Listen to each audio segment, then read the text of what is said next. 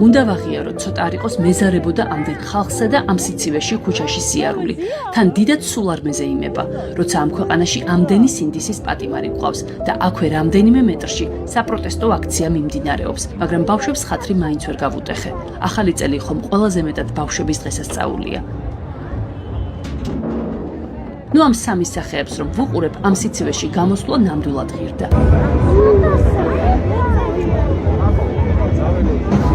წავედით სანტას სახლში, ხო?